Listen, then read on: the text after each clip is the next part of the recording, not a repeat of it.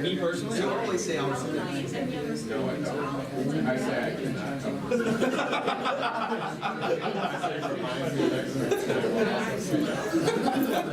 I actually plan to play. Okay, good. All right. When is it? If you don't come, We get there at like 6. It's like 6 to 9. You usually just walk there from here. 6 to 9. Well, we usually get there at 6 to get the couch. Trivia starts at 7. And then it gives us time to breathe. Exactly. We don't mess around. this guy, kind of my whole week revolves around. So I'm gonna tell you a story, all right? So the question was, where does the Rio Grande River start? Where its headwaters? And I was like, it was Colorado. I was like, Kaylin, cast your mind back to about, 3 months ago. Okay, we're going to get started.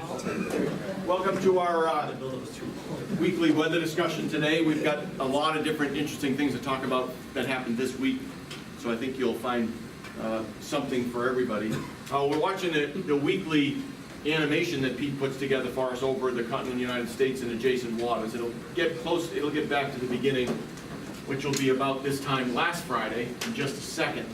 And you remember last weekend we had a cloud band that was getting itself organized. We saw a little bit of cyclogenesis on the western side, and I think that gave us kind of a drizzly part of the weekend. That thing quickly cleared out. Watch this feature. Extremely cold air aloft out over the northeast Pacific Ocean. And then you're going to see, we're going to talk a little bit about some of the artifacts of that feature as things go on. And then there's this big cloud mass that develops over California and Nevada. Now we're on to about Tuesday. And that becomes the weather system that has affected the northern plain states and kind of went through us yesterday. Now that's happening simultaneous to, in the subtropics, tropical storm, then Hurricane Nicole, making its way across from just north of the Bahamas, across the Atlantic, and it made landfall in the central coast of Florida as a Category 1 hurricane, simultaneous with more than a foot of snow falling in the Dakotas. I don't believe that's ever happened before, that simultaneity. And so here you can watch Nicole. As things get interesting in the western part of North America, here comes Nicole. It actually almost looks like a hurricane at one point, even in the infrared, as you'll see. Just as it goes over the northern Bahamas, and here it goes, making landfall in Florida, going right across DeSantis stand, and then up into Georgia and Alabama. And so pretty interesting what's happening there. And the simultaneity of the hurricane and the heavy snow in the northern plains, to me, is really something that's noteworthy. And I found that to be one of the highlights of the week. But it's not by any means the only highlight of the week. We had a really dramatic cold frontal passage yesterday. Temperature yesterday was 71 for a high. It was 77 in Milwaukee, which is the daily high, the all-time high for the 10th of November from Milwaukee. And today we're going to struggle to get out of the low 40s for highs, and we were already at 30. So we had a 40-plus degree temperature drop in a matter of hours. Places in Oklahoma, they used to have this really beautiful Mesonet webpage where you could click on like Breckenridge or Oklahoma City, and they'd give you the time series. I spent all day yesterday trying to find where these damn time series were, and it seems like they've taken it off in the name of modernizing their website. You can no longer find that stuff, at least not very easily. But it's probably still there somewhere. But that is a really great place to go and investigate. The Oklahoma Mesonet, they had some dramatic frontal passages through the state yesterday. And we don't have any maps on our website that go back far enough, but I'll even show you one from midnight last night, which is about the worst time you want to find a really strong frontal passage if it's aided by sunshine on the warm side and clouds on the cold side. It still was dramatic. So we'll still be able to see some evidence of that. So that's kind of an interesting aspect of what we'll talk about today too. Yesterday was the 4th and probably the last 70-degree day in November of this year. We won't see another one, I don't think. I mean, because you'll see that a little bit in the forecast. There's really no hope for it anymore. But that's amazing that we had 4. We had 3 in a row, which is only the 4th time that's ever happened in history. Milwaukee shared that distinction.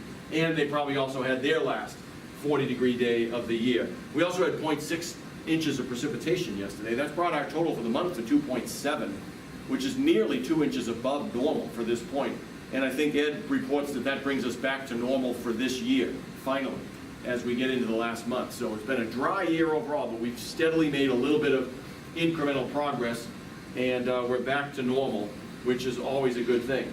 So I want to start with a surface map, if we can, Pete, from our webpage. And I like that, the big national one, from the observations, if we could. And I think the earliest one we can get is... Oh, you want to go back to? Yeah, let's go back to minus 12 hours. I should find a way to make older ones available too. So it'll be T minus 12. That'll be 6Z, so midnight last night. And so here's the region. We've got a region of low pressure sitting over the upper peninsula of Michigan with this odd appendage that sticks back to the west across, Duluth into Fargo and into the central part of North Dakota.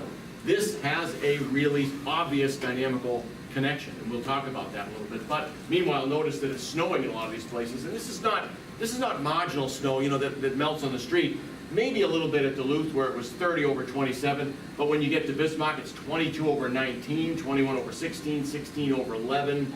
To the southeast of or southwest of Sioux Falls, 17 over 11. These are cold, dry snows that are falling here, and so we'll look at the totals there a little bit later. But midnight, and you can see, look at this temperature contrast between Madison, where it was light rain at the time, 46 over 42, 64 at Milwaukee, and they'd already had the frontal passage because the winds are from the southwest. I'd say that the front's probably right about in this location at that time. And so a tremendous temperature contrast. Chicago to Rockford was 12 degrees, and this is, as I said, all happening at midnight. 32 over 30, heavy rain in southern Iowa, just barely warm enough for it to stay rain. I don't know how actually it did that, because I don't know how it did. Anyway, pretty interesting. So maybe some of these places had a turnover at some hour or so in the morning, I don't know.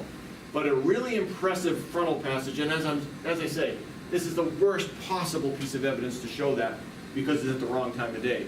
Yesterday in class, we looked at I think the 21Z surface map. It might have been 18Z, but it was either one of the two. And we had, 71 at Madison, and places to the west were already in the 40s, mid-40s. So you can see a huge temperature contrast. We ended up with about a 41-degree temperature drop, as I mentioned earlier, through the early morning today. Now, another thing I want to point out, we'll say more about this storm. Weak though it is, let me just point that out right now. This is the 1,008 millibar isobar. This is not a strong storm. This is barely below standard sea level pressure, which is 1,012. So this is nothing to write home about. And here's Nicole over southwestern Georgia. And strong circulation around that, 15, 20 knots at midnight last night, widespread moderate to heavy rains. And this has been actually a big problem for the southeast United States. This is a heavy rain they didn't need. So pretty impressive event. So we'll say more about this storm in a minute, but I don't want to let the 11th of November go by without reminding you of some historical events from the past. Whoa, minus 13. Yeah, very, very cold in the plains of eastern Montana. So this is winter, folks. It's coming. This is the blue wave, right? It gets cold. Let's take a look at the, I got a website up here. How do I get out of it and escape? Right? Maybe you'll want a page 2 these ones. Okay, so one of our famous November 11th storms was the 11th of November 1911. And there's Janesville. These are high temperatures for that day. Janesville got to just below 70 degrees that day. And they had a tornado outbreak. An F4 tornado. I think we clicked through. Now you can see that when we click through. But watch what happens with the low temperatures for that day. What? In the 20s, okay? Or no, in the teens, because this is the border between 20 and 30. So it's in the teens to 20s for the low temperature for that same day in that location. Pretty unbelievable. And let's keep going forward. So here's some of the reports. Kansas City, 76 at noon, 11, 14 hours later. In Columbia, 82 at 2 p.m. Libya, listen to this. 82 at 2 p.m. 38 an hour later. Okay? And it set the record high and low on the same day. So did Oklahoma City. So did Oklahoma City. It was 83 for the high. That's the high, the record for November 11th. And 17 was the record low for the same day. What else is interesting here? Look at this, Chicago. Railroad employee dies from heat prostration on the morning of the 11th. 19 hours later, a man freezes to death after taking a fall outside and not being discovered till the next day. Okay? We're not, St. Louis, 78, 75 at 6:10, 49, 10 minutes later. That's 26 degrees temperature drop in 10 minutes. Okay? St. Charles is the confluence of the Missouri and the Mississippi. Strong winds blew a church steeple. Then who cares? This is better than that. One has to be, with a limited amount of time, one has to be somewhat judgmental. Okay, look at this. Stop in the 70 at Lexington, 14 by the end of the day. Let's keep going through this slide deck. This is pretty interesting. Tornadoes on the 11th. F4 tornado at Janesville. Next picture, please. Dead and injured strewn in swath of terrific storm. You can see this thing spiraling onto a screen and stopping, you know, like in a 1940s movie. Hurricane sweeps states of the Midwest. They just did use these words willy-nilly. I don't know if I have a picture of this, but as they were sorting through the rubble in downtown Janesville, blizzard conditions ensued. So they went from a tornado outbreak to blizzards while they were looking for people surviving in some old brick buildings on that same day. Unbelievable. Okay, let's keep going, Pete. So there you go. In Janesville, aiding in the grim tornado recovery work, toiling in blizzard conditions. Okay. This is one that didn't make Ed's list, the Great White Hurricane of November 13th. 13th. White because it was snowing. I mean, although in those days they might have used other reasons too. But look at the sea level pressure. These are maps from the Weather Service analyses, and I put Wisconsin in there. So it gets more and more intense. It's struggling through the 7th and 8th of November. Let's go forward. And we can just click through these. So this is now in the middle Atlantic, curves back towards the Great Lakes, and you end up with an extraordinary pressure gradient over the entire width of the Great Lakes. 972 millibars is the low pressure here around Cleveland. And let's keep going. I can't remember how many of these I had. Oh, I knew I had this. Maximum wave height, 8 p.m. Sunday, November 9th, 1913. You're in the 25 to 30 foot range here in Lake Huron. So this is a scary place to be. You don't want to be. So let's keep going through Those are November every 4 storms. millibars too, right? Sorry? Those isobars are every 4 millibars? Yes, I believe that's correct. Take that pivotal. Yeah, right. Here's the Armistice Day storm, November 11th, 1940, and here's the track of it. Started out weak. Here it was you ever seen the pictures of the Tacoma Narrows Bridge falling apart with the winds? Same storm. And so that was on the 8th of November or 7th of November, 1940. And so this thing comes down, it's the classic panhandle hook, which is not to mean anything morally repugnant about that part of the country. It's just that the panhandle hooker, I guess they call it. They come down to the panhandle and then they hook back to the north and east. And it came right across the Mississippi and central Lake Superior. Central pressure at the minimum was 67.6. And it was only recently broken in 1998, but by a fraction of a degree, not by very much. And this was followed by extraordinary cold behind in the Dakotas and Minnesota. And some people were out duck hunting, I guess, in a marsh, and they froze solid. And they died from exposure. So I got a couple of pictures from this thing too, Pete. Keep going.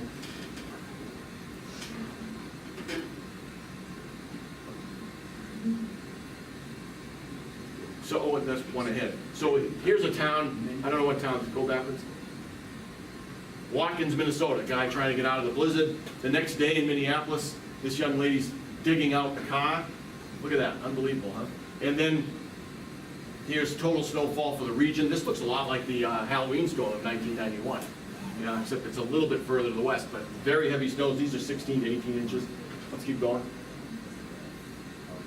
And there's, this is now moving into the Edmund Fitzgerald storm, which is also around this time of year. Here's Wisconsin, really weak little disturbance in Kansas. Watch what happens to this. 12 hours later, it's a little bit stronger at the nose of Iowa. 12 hours after that, it's sitting over the Upper Peninsula and wreaking havoc across Lake Superior at 7 a.m. on the 10th of November, 1975. And I think that's the last surface map. But these are the wind speeds from 7 p.m., 12 hours later. And this is 45 knots from the west. There's where the ship was, and it was almost safe, 17 miles offshore, but that's where it capsized, or filled in, whatever happened to it. And 29 lives were lost on that day. I guess 30,000 people have lost their lives, as by one estimate, on the Great Lakes since 1848, and 6,000 separate shipwrecks. And many of them are concentrated around this time of year, as it turns out. I think we're almost done. Let's keep going. Yeah, these are wave heights, significant wave heights over 10 meters, and that means half the amplitude of the wave. So you got to multiply by 2. This means this is like 40-foot seas, which is nearly unimaginable. 4, maybe 5 floors of this building for the wave height. I mean, I can't even really imagine. So it's not a place you want to be with a 1,300-foot long ship. It's not really going to work. Let's keep going. And then November 10th, 1998. I was on the roof of our building in the middle of the morning on that day. We had a hurricane gust at that point. That was really amazing. This is a beautiful storm. And it did set the all-time minimum pressure. I might have that on the next slide. 964 there. Oh, 960, yeah, I think I've got it listed too. It's 964, that was at 6 p.m. that day. And here, let's go through these quickly. 980, 964 at 1 p.m. So it was right around this time or an hour or two before that we had that experience on the roof. And let's see, do I have anything else after that picture? Yeah, this one here. So the lowest pressure that was recorded was 955.2. And that is the lowest that's ever been recorded over the continent in a non-hurricane. Okay. So pretty incredible. And this is a squall line. There were wind gusts in the shading over 70 miles per hour all the way through that. So pretty incredible storm. Okay, so this is not an unusual occurrence. In fact, what is unusual for us is that this storm was so weak, 1,008 millibars. And yet I want to describe for you some of the impacts that it actually was able to deliver. So let's take a look at that, Pete. And that's the Duluth webpage. This is, I don't care about this. We'll be done with that. I got the Duluth webpage, I think, saved down here somewhere.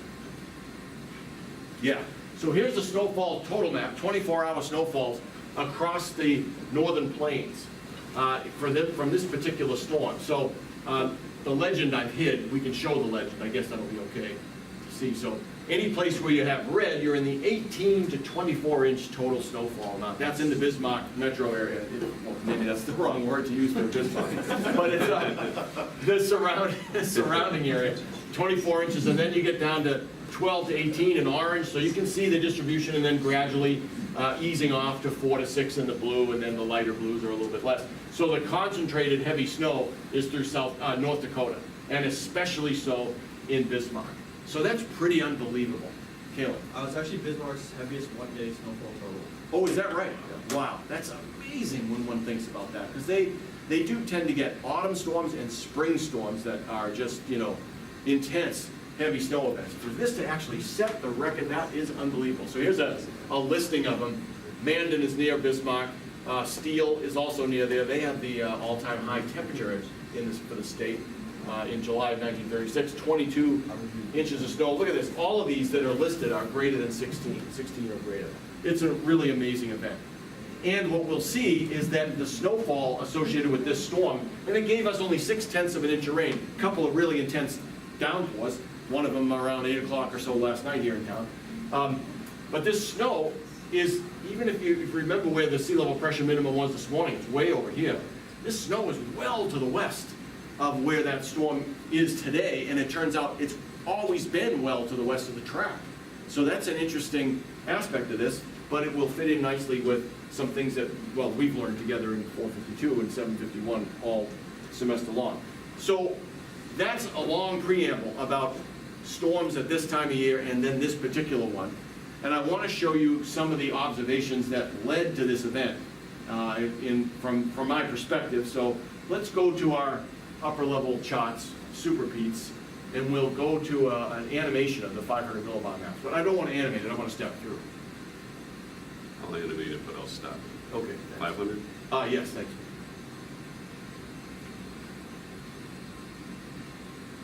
Okay, so this is going all the way back to this time last week, 7 a.m. on last Friday. And at that time we had this really intense sharp trough over New Mexico, and we had weather beginning to get itself organized over the plains. One can't really see too much in detail that's going on north of the northwestern portion of Alaska, but it's pretty strongly baroclinic here with these isotropes or isotherms in red every 5 degrees. So it's a pretty strong baroclinic zone just off the panhandle of Alaska. Let's click forward, and you can start to see, I think, let's keep going. Here's when you can start to see some really concentrated horizontal temperature contrast just over the Kenai Peninsula there in Alaska and then southward into the water. We'll go forward a little bit more. And look at how sharp that gradient gets. So this is the gap between this to this is 5 more, 15 degrees Celsius across that gap. Minus 40 is reported off the Queen Charlotte Islands of British Columbia. So that's really cold air. And we saw that on satellite. Remember that?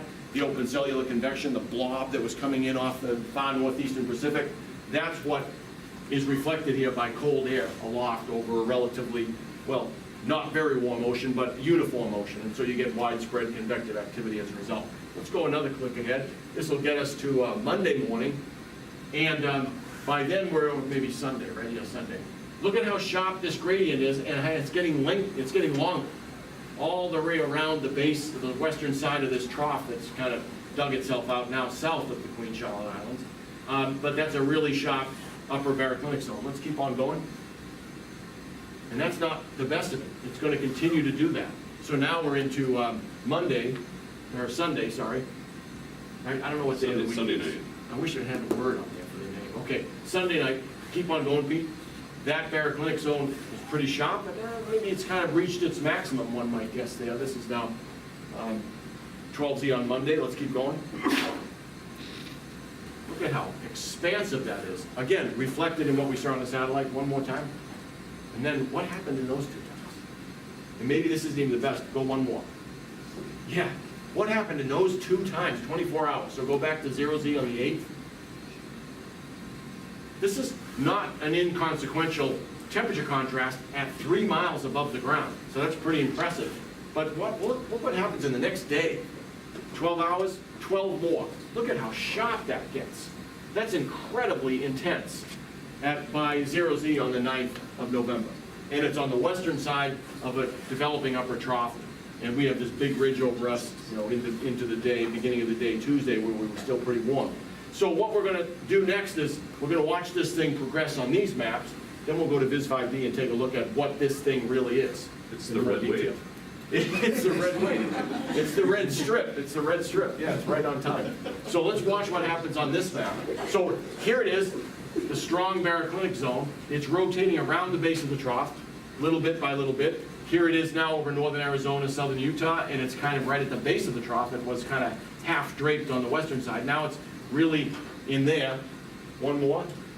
Then it's over Nebraska, North Dakota, South Dakota, and the whole thing starts to get weaker. The temperature contrast gets weaker. And we go one more. That'll get us to last night. Boy, it's hard to really see any semblance of that strong, really strong temperature contrast anymore. It's just weakened so much. But this is where it snowed overnight, when we had the huge totals, right? And that's to the west of the upper trough axis. So what's going on to have produced the snow over the course of the day? A little bit confusing, but we'll try and sort it out. Meanwhile, a very intense baroclinic zone over sort of mid-Canada, and that's in a confluence zone, so there's a lot of forcing for ascent on the warm side. Whether or not there's a lot of water vapor is another question, but that's probably why there's cloudiness there that we saw on the satellite when we were looking at the last few images. So go back several clicks, Pete, and just watch the demise right there. No, we'll go forward, sorry. Watch the demise of this upper baroclinicity as we click forward with reasonable rapidity. It just doesn't last. And so that's an interesting question. How come? So we'll talk a little bit about that.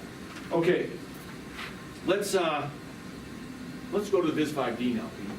And I purposefully chose to use, thanks so much for expert driving again, Pete. I purposefully chose to use the forecast initiated at 0Z on the 9th of November, because that was the time when we saw that really strong upper tropospheric temperature contrast. So here it is from the GFS model analyses, and this is every 3 degrees Kelvin at about 5.7 kilometers above the ground. So maybe it's like 480 millibars or something like that. Really intense horizontal temperature contrast in here off the coast of Oregon and California. Let's take a look at what it looks like in the vertical. by a cross-section in theta, and we can tip that up. This is every 3 degrees also. Perfect. Look at that. That's an incredibly strong upper level front in the upper troposphere. Don't neglect the upper front in the lower stratosphere, which is right here. That's also something of interest, but not for today's discussion. And then let's put the PV on top of that. And so here you've got this tremendous extrusion of high potential vorticity air all the way down to, I think is about 3 kilometers, about 700 millibars. And it's coming down along these sloping isotropes. I think I might have put omega on there, or W on there too. I don't know if I did. Yes, I did. So let's take one of those off. Okay. So here's only downward vertical motions, and look at this crushing subsidence right across the warm side of this baroclinic zone. That's what's been historically driving the development of this upper front. We're catching it in the act at this moment. And if you put the PV on there, it's not hard to imagine that this is high PV coming down these sloping isotropes, carried by this subsidence.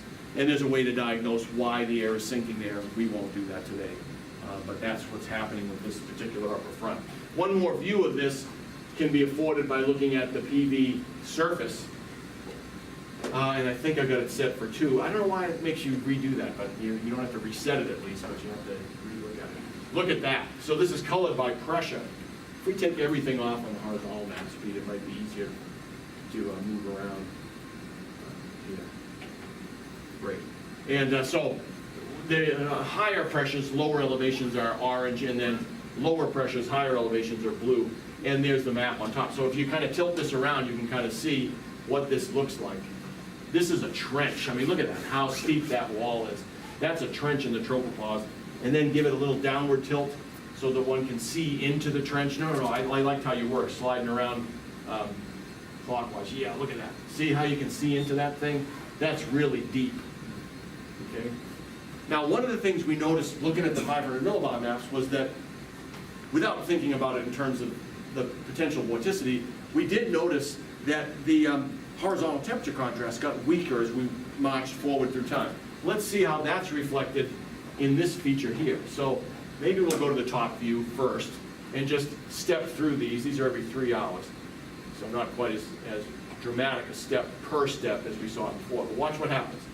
So we're gonna just step on through. And these colors are not changing the scale as we go through. So if they get a little bit less red, that means that the PV is coming back up to the stratosphere. Keep going, Pete. Sorry. So look at how we're losing some of that dark orange and red, and that is reflected, if you tilt it up, in a not so deep penetration anymore. It's not as deep now as it used to be. And so the whole structure that was trench-like is being kind of recessed back to the stratosphere. And what that means, and yeah, this is a good way to watch it. Watch how it kind of starts to go up. This feature here is the one of interest. See, it's just getting pushed back to higher elevation as the whole thing progresses across the western United States. And now let's see where it is on the map. And it's kind of right over the western part of the Dakotas. And that's kind of curious, isn't it? Because next thing we talk about is the snow in the North Dakota. Yeah, go ahead, Greg. Would that not just be topographically forced by the Rockies? Probably not the case, because in the subsidence, the Rockies are aligned like this. And if this thing's being tugged by the effect of the mountains, maybe in the first case it gets pushed back, but when it gets to this side, it ought to start to go down again, because that's a subsidence region just in the high terrain. So it's not really that the surface itself is elastic and paying attention to just that, it's doing something else. But it's a good point. That's an aspect of it, I think, for sure, but not the main aspect. And the other thing about this is that we'll see this in another demonstration in just a minute. This feature is starting to get a little bit elongated this way, and that's really not good if you want to drive cyclogenesis. You want to have a sort of what they call isotropic distribution, which is more or less circular, spherical in this case, but circular in its two-dimensional geometry. The last thing you want is a linearization of this. That becomes less and less potent as a cyclogenetic entity. And so if we go a few more times ahead, this is now heading into last night. That looks pretty intense, but it's well to our west, and the cyclone center, as we saw this morning, is way over here. So this thing is somehow, I don't know how, I'm just telling you that it seems like this is the case, it's somehow divorced from the cyclone center. I'm really not sure how that's the case in this case. Okay, let's go back to the top and the initial time. And we'll take the surface of PV off. We'll go back to the theta in the horizontal. And this time we'll put PV in the horizontal at 500 millibar. So I'm showing you where the PV surface intersects this approximate 500 millibar surface at values that start at 1 unit and then are increments of quarter of a unit further than that. So all the way along this feature that we identified as an upper front, there's a really intense PV concentration here at this relatively low elevation, middle troposphere. There's Nicole. So Nicole shows up nicely too. It's just a big cylinder of PV, sticks all the way from the ground almost to the tropopause. And we don't have time to do everything, but that would be a good thing to look at. The other thing that this map all by itself suggests is that since the isotopes in purple are a surrogate, are a proxy for the direction of the thermal wind, because the thermal wind's always parallel to the thickness lines, and the isotopes with cold thickness to the left, with the isotopes themselves are kind of a proxy for that. So one gets an idea that since the strong temperature contrast exists here, and it's colder here and warmer here, that the thermal wind is intense and going in this direction, following those things. So right here in the southern part of the Valley of California, there's pretty strong advection of high PV, or positive PV advection, by this thermal wind right in this region, in the Las Vegas and, sort of Reno area, well, Sierra. Let's put the sea level pressure on. This is every isobar from 1,004 and lower. And son of a gun, there's the lowest sea level pressure. It's immediately down shear of where the PVA by the thermal wind is. Let's watch how this evolves, this relationship, by clicking forward in time. So this stays pretty tightly together. Now, you start to see a little bit of a stop right there, Pete, smaller and smaller area enclosed by the same PV. That suggests that the vorticity is getting weaker. And we kind of saw that in the surface vorticity of the PV, but the relationship stays the same. Because it's still pretty strong PVA by the thermal wind here over southeast Utah. Okay, let's keep going. And then we're down to 996. So that's a pretty robust connection when we're in eastern Colorado. And that's about the most intense this storm's going to get, 996. So let's watch what happens next. Remember, this is about the time the baroclinicity started to weaken on the 500 millibar maps. And look at that. Everything's falling apart. So 1,004 millibars is now over northwest Iowa. The strong thermal wind is well to the west. This is yesterday at 7 a.m. And here's the PV. Unfortunately, if I had the contours a little bit smaller than 1 at the increment, I would see strong PVA by the thermal wind over North Dakota, border with South Dakota. And where does it start snowing? Right there. So that's what's forcing that snow. And the little, remember the appendage in the sea level pressure that bent back to the west across central North Dakota. That's all explained by the former upper front and its vortex structure being moved around by the thermal wind in the middle and upper troposphere in this location. Why there's a cyclone here is hard to understand. There was a time when it was being forced by this. Now that's been divorced. And as a consequence, it's getting weaker. So let's see what happens when we keep going forward. I don't even have 1,004 anymore. And look at how strong that thermal wind advection of at least the PV at 500 millibars is over North Dakota. That's right where the heavy snow was. It's just perfect, isn't it? And not a really strong cyclone, because it's not connected to this thing. And that's kind of how the whole rest of this thing goes. So here's where this event departs dramatically from the historic ones on or around November 11th. Those were all intense cyclogenesis events. This one is not. And part of the story, perhaps, is that at some point in the evolution, there's just a divorce that's made between the upper forcing and the surface cyclone. And part of that might be the linearization of the upper feature and all, who knows what else. But there's something peculiar about that spells doom for this cyclone. And we end up with only 0.6 of an inch of rain. It all came from some convective lines near and along the front that was very intense at the surface, but had really very little support for cyclogenesis aloft in our vicinity. So that's an interesting story, even though it ends up with a sort of a boring end. But nonetheless, lots of science questions. How come development didn't work here? Why was this disjointed? Was there some mechanism, maybe with orographic interference, that disjointed the thing? I don't know. Okay, so I don't know the answers to that. I just report that that's what it seemed like. for this case. Okay, so that's it for sort of an overview of that thing. And I think what I'll do now is let's take a look at the current radar, and then we'll go into a forecast mode and get you out of here in a reasonable hour.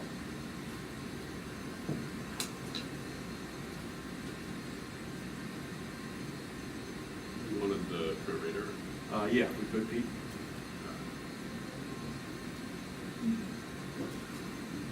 So this is, we just kind of got a glimpse of it, even the visible satellite. This is an impressive circulation. And it's not just Nicole, though Nicole, I think, is responsible for the largest fraction of this cloud mass. But there's other smaller scale disturbances that have gotten themselves kind of tied together into the northern end of Nicole. But Nicole is making its way into western North Carolina as still a discernible circulation center. That's really, pretty neat to see. And then some squall line activity across central Texas. That's about it across the continental U.S. right now. Remember, we had a pretty intense cyclone that looked like it was going to get its act together, and now there's nothing there. It just did not work. And more of this open cellular convective activity off the west coast. That seems to have been the story for them most of the week. But that's a really dramatic set of images here of Nicole in the radar. And you can see all of these features here are, sporadically intensely convective, quite like what we had over us last night. But these are all tropical, of course. Ours was not tropical, but that's tropical all the way up and north of Washington, D.C. So very interesting. The interesting thing to say about the forecast, and let's go to, let's go to Alicia's maps, Pete, if we could, because they show a couple of things of interest in a relatively concise way. So we'll go to North America. And then let me just get you oriented on what we're seeing here. The black lines are sea level isobars, and this is valid this morning at 7 a.m. The shading represents 250 millibars, so about 9 miles above the ground. Ice attacks, wind speeds, and then the dashed lines in blue and in red are 1,000 to 500 millibar thicknesses. And so this is where we can tell where the vertical shear of the geostrophic wind is going, the so-called thermal wind. So what's going to be interesting here? Nicole will find her way to the north and east and kind of disappear. Something's going to emerge. Don't get concerned about all this splotchiness here. This is just because of the high terrain, and this is the GFS model. And so it tries its best to give you a sea level pressure map, but the high terrain gets in the way. But it doesn't really get in the way of interpreting the presence of this pretty intense cold anomaly that sits over the western mountain states in the northern plains, and we saw some evidence of that with the -13 in North Dakota that we tracked down, and then strong vertical shear on the southern periphery of that. Let's step forward a couple of times and watch a couple of features here. Okay, so there's Nicole. See, here's the northern cyclone disturbance that we're beginning to see in the radar depiction, because this is now about our time right now. That's Nicole, and that's the northern disturbance. Let's keep on going, Pete. Nothing yet seems to emerge out of the Intermountain West. Very deep thermal trough, so it's very cold in the central United States. No surprise there. We're experiencing it. Let's keep going. Okay. Maybe one or two more. Well, actually, it's going to be more than that, but we'll just keep on going. We'll keep going forward. So there's an anticyclone that sits in the middle of this cold pool. And then we're going to watch, see this little bit of a dip in the thickness field right here. This is associated with an upper disturbance I'll show you in just a minute. It's going to make its way down to about the Gadsden Purchase area of New Mexico, Arizona. Not maybe quite that far south, but close to it. Let's watch that. And as it gets closer, here it comes. A little bit of a cyclone starts to emerge here. See where this troughiness is in the thickness field? That's kind of related to what I'm talking about. And we're on to about Tuesday, Monday night. And so watch what happens here. See a little pressure. One more click. Just a little bit of a cyclone. This is 1,012 millibars over southern Louisiana. But look at where the 540 thickness line is. It's through St. Louis down south of Oklahoma City. This is often, but not always, a dividing line between snow, where you're there, or further north, and rain to the south. Let's see what happens next. And that line dips all the way to southern Missouri, northern Arkansas, so the Ozarks, and then across Oklahoma by midday Tuesday. Keep going. Weak cyclone. I mean, we're still 1,016, 1,012, but the 540 line is way down to the south here. And this thing, we don't see it on this map, but I'll show you in a minute, this thing actually produces several inches of snow across northern Arkansas, southern Missouri, and far southern Illinois, and parts of Oklahoma. They don't get that in the middle of January very often. They certainly don't get it very often in the middle of November. And yet, it's all associated with an extremely weak surface cyclone. So never, never make the mistake that severe, impactful weather cannot occur unless the sea level pressures are like 950 millibars. That's wrong. This is an innocuous-looking disturbance going across, and yet it's going to produce a fairly substantial high-impact event for these people. Lots of them, too. And I think by the time we get out of the day on Tuesday, that threat in the southern states is over, but notice there's a little bit of an extended trough to the north and west. It's going to give us our first chance at accumulating snow. Modest, maybe 1 or 2 inches, but it'll be Tuesday into Wednesday, it looks like. And it's tied to this event. And look at how broad, you know, the thermal wind is across this. There's an anticyclone here and a cyclone here. That means there's probably a vorticity maximum right about here over the Blue Hill, Missouri at 500 millibars. Let's just check that, Pete, for the fun. Right up there. Let's see, there it is, relative vorticity at the same time. Not exactly what I thought I would see. And this is the same time, right? Yeah, it looks like it. Okay, so a little bit off, so a little bit further to the north. Maybe in this region here, where the blue is region of ascent, at least that part would be caught by the thermal wind, but maybe not right down over the Blue Hill. It's a little bit further north, over St. Louis to Kansas City strip. So interesting. But anyway, that's the feature. Now we can click back on this thing in time and watch where it goes. Keep in mind that blue is just a broad scale picture of where the ascent is associated with the passage of this upper wave. Go back a few more feet. And so here it comes over Arizona, as we were talking about, ascent out to its east, click forward, now it's over New Mexico, and that's pretty far south as it turns out, and now it's over northern Texas. And we keep on going, and you can see here's the ascent that's going to drop snow here, and I'll show you the results of the integration of the forecast. And there it goes, right across there. So if we go to, maybe we can even do this here, I'm not sure. Oh, we can look at anomaly maps. I guess standardized is okay, and then we'll go see if there's a 500 millibar geopotential height anomaly. Yeah, I guess that's it, okay. And we're, right now though, we gotta go forward in time. So here comes the feature of import. And these are standardized anomalies. So right there, we're getting into about the 3 to 4 standard deviation anomaly in southwest New Mexico. That means really unusually low geopotential heights at 500 millibars for midday on Monday, early in the morning Monday, and it's gonna go right across central Texas. And the anomaly stays about that same 3 to 4 range, and that downstream of that is where you're gonna have your ascent. Mid-November, it's gonna be cold enough in this particular instance to have snow right in this region. So that's pretty neat. That's an unusually low latitude trough with a predecessor cold event that we're experiencing right now. Put them together and you get some snow. I think on tropical or maybe pivotal you can get the 24-hour snowfall. And while we're looking down there, we'll do the same for ourselves. So,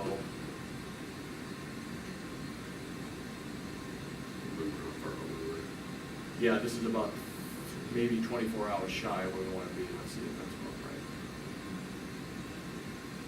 Yeah, 0Z, or maybe even 12 hours beyond this, so 96. Okay, so here's the little disturbance. And look at, you see there's almost no sea level pressure minimum here. 1,008 struggles to do anything like that. But it's snowing in southern Missouri. And it's going to begin to snow in this inverted pressure trough over us by later in the day on Tuesday. In fact, let's go 12 more hours. Then we know for sure we've overshot. And so here's the broad but light snow over us, and now we're well past the snow that's been dropped over here. So if we go to a 24-hour snowfall total map, ending at this time, and we don't want to use Kuchera, it's a little bit of an overestimate. Yeah, total snowfall will even work, because there's certainly not going to be any more snow coming. Look at this. Strip all the way from, Bloomington down to Oklahoma City. And these are all in the purple in the 8 to 10 inch range. This is a really dramatic event that's about to unfold over the south central states, the Missouri River Valley, Mississippi River Valley. And then there's a bald spot over Beaver Dam, but we might get maybe an inch or an inch and a half over us. And I think this is probably not the end of well, I was thinking of 24 hours. Yeah, so we're going to be in about a 1 inch range, but we'll see some snow. It'll probably have to snow a good part of the day, Tuesday afternoon and evening, to get us an inch of snow. But that's going to be what we see. It's a little bit of snow on Tuesday into Wednesday. So that's the weather news. And the bigger news that'll make the national news will be this pretty heavy snow down in an unusual place for heavy snow. So it's going to be interesting. And I'm going to stop there, even though one could keep on going on and sing a song of lament for most of you, but excitement for me that the cold is here to stay. That's what it looks like. So I'm excited about that. So any comments or questions? All right, thank you, Pete, for expert driving as usual. Thank you all for your attention. And next week, Natalie and Derek will be running the discussion as part of their requirements for AOS 751. So please, let's come next week and give them our attention and our respect. It'll be fun. We'll see them go at it. All right, see you next week.